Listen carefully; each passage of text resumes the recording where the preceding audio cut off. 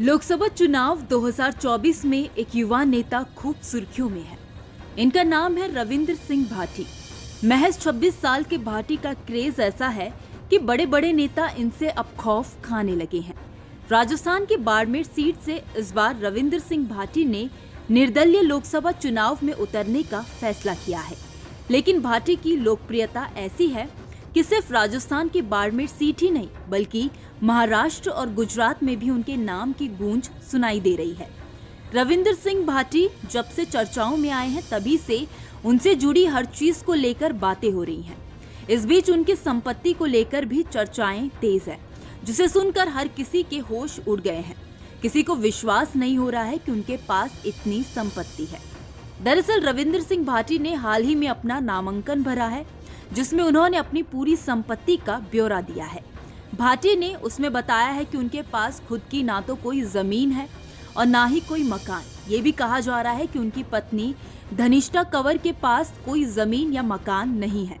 चुनावी हल्फनामे के मुताबिक उनके पास 2 लाख रुपए नकदी और 3 लाख रुपए बैंक खाते में जमा है। गहनों के नाम पर उनके पास केवल 5 ग्राम सोना है, जिसकी कीमत 33,000 रुपए बताई गई है। उन्होंने बताया कि उनके पास कोई अचल संपत्ति भी नहीं है।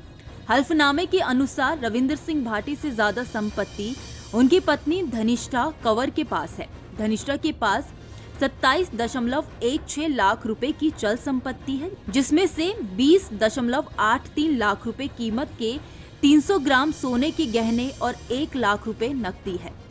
271.33 रुपए बैंक खाते में जमा है। हल्फनामे में रविंद्र सिंह भाटी की तरह उनकी पत्नी के पास भी कोई जमीन या मकान या फिर कोई भी अचल संपत्ति होने से इनकार किया गया है। इसके अलावा भाटी के पास कोई वाहन और हथियार न होने की जानकारी दी गई है।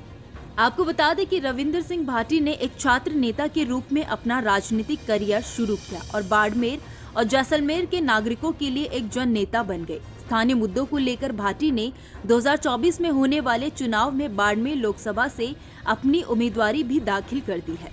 2023 के राज्यसभा विधानसभा चुनाव से ठीक पहले रविंद्र सिंह भाटी बीजेपी में शामिल हो गई।